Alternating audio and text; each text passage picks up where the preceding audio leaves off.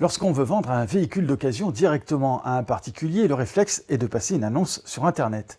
Mais les relations à distance ne sont pas toujours rassurantes.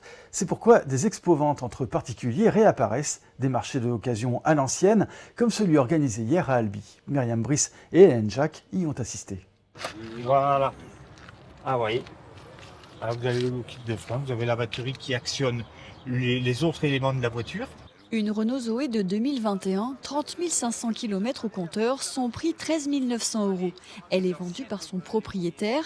Il est venu sur ce parking du parc des expositions d'Albi pour un marché de l'occasion entre particuliers.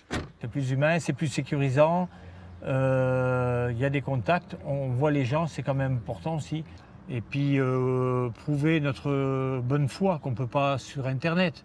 Montrer la carte grise, montrer qu'elle a été entretenue, montrer qu'il y a aussi une garantie.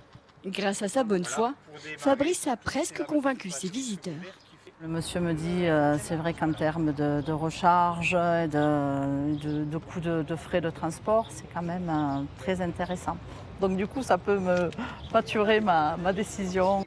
Relancer les marchés de l'occasion à l'ancienne, c'est l'idée de cet homme, convaincu que le relationnel est plus rassurant que les achats sur le web. On se rend compte qu'aujourd'hui, le Bon Coin ou les plateformes, effectivement, pour ne pas les citer, qui existent, c'est des solutions qui étaient de proximité. Or aujourd'hui, on se retrouve sur des appels nationaux, des gens qui appellent du bout de la France, etc., avec des transactions qui ne sont pas souvent maîtrisées, puisqu'on ne sait pas du tout qui c'est qu'on a en face. Des rencontres et des échanges directs, rien de mieux pour cet amateur de Mercedes. Je suis assez maniaque sur mes véhicules et malheureusement je trouve que sur une annonce on ne va pas voir le véhicule vraiment en détail, on voit que des photos, que là les gens ils peuvent le regarder, rentrer dedans, on peut même aller faire un tour. C'est mieux, on voit le produit.